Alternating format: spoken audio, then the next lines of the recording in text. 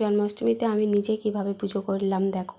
ঠাকুরমশাই তো পুজো করেই গেছে, কিন্তু আমি আর এমনই কি জানো তো বন্ধুরা, আমার নিজে না পুজো করলে, আমার গোপালের নিজে না একটু ফুল চরণে দিলে আর নিজে না একটু আরতি করলে আমার মন একদমই শান্তি হয় না। আমি একদম নিজে পুজো করতে খুব ভালোবাসি, আমার নিজের মন থেকে নিজের ভক্তি ভরে। কতটা ভক্তি করতে পারি জানি না, কিন্তু আমার এটাই ভালো লাগে। আর একটু ধূপ ঘুরিয়ে দিলাম, তারপরে একটু ফুল টুল দিয়ে দিলাম, এটাই আমার আনন্দ লাগে। খুবই ভালো লাগে আমার রাজাবাবুর সঙ্গে মানে এইভাবে ফুল তুলবো, ভোগ রান্না করব, খাওয়াবো রাজাবাবুকে মনের মতো করে। একটু আরতি করে নিচ্ছি, একটু প্রদীপ দিয়ে আরতি করে নিচ্ছি এটা। তারপরে ঘন্টা বাজিয়ে দিচ্ছি, কারণ ঘন্টা না বাজলে গপু তো আসে না, গপু তো খায় না, তোমরা তো সবাই জানো। আর সেই জন্য একটু ঘন্টা বাজিয়ে দিলাম। আর এবার দেখো ময়ূর পাখা, এটা মায়াপুর থেকে এনেছিলাম, তোমাদের তো দেখিয়েছিলাম মায়াপুর থেকে আনার পর। ওই ময়ূর পাখাটা আমার মায়েদের ওখানে ছিল, ওখানেই তো মানে হাওয়া দিতাম ওই ময়ূর পাখাটা দিয়ে গোপালকে। আর এবার পঞ্চপ্রদীপ দিয়ে একটু আরতি করে দিলাম, তারপরে আবার একটু দুলু দুলু করে দিলাম দড়িটা ধরে দেখো। আর গোপালকে দোলাতে কার না ভালো লাগে দেখো, কত সুন্দর আমার পুচকু রাজাবাবু দুলু দুলু করছে দেখো, কি ভালো লাগে তাই না? তোমাদেরও তো নিশ্চয়ই ভালো লাগে, কারণ গপুকে কার না ভালো লাগে, আমার গোপাল সোনাই তো সব, তিনিই তো সর্বের সর্বা, তিনিকে ছাড়া আর আমাদের কি কোনো গতি আছে বলো?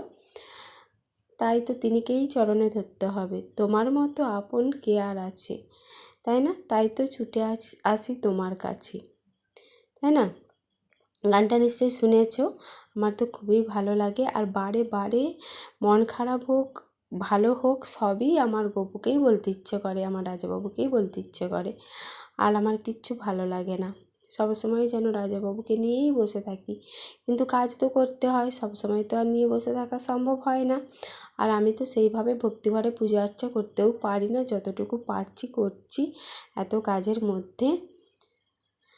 তবু আমার ভালো লাগে, একটু বই পড়ে নিচ্ছি, একটু জন্মাষ্টমীর ব্রতকথা, তারপরে অষ্টতর শতনাম, এগুলো একটু পড়ে নেবো, আর একটু ভাগবত গীতাও পড়ে নেবো, কারণ এই দিনে আমি এগুলো এমনিতেই ভাগবত গীতা প্রতিদিনই পড়ি, আর এগুলো এই জন্মাষ্টমীর দিনেও একটু পড়ে নিলাম।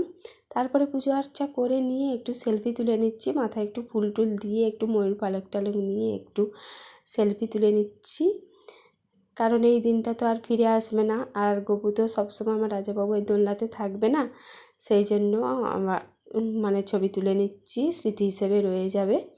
বারে বারে আবার ঘুরে ফিরে প্রতি বছরে এই স্মৃতিটাকে দেখতে পাবো, তোমরাও দেখতে পাবে, সেই জন্য একটু ময়ূর পালক নিয়ে একটু সেলফি তুলেই নিলাম, আর একটু স্টাইল করে একটু সেলফি তুলে নিচ্ছি।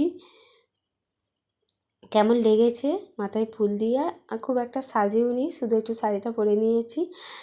আর কেমন লেগেছে তোমরা অবশ্যই কমেন্ট করে জানাবে। আর তোমাদের দাদাভাই তো সারাদিন বাড়ি ছিল না, একটু আজকে কাজে ব্যস্তই ছিল, ও থাকতে পারেনি বলে ওর খারাপই লাগছিল, কিন্তু কিছু করার নেই।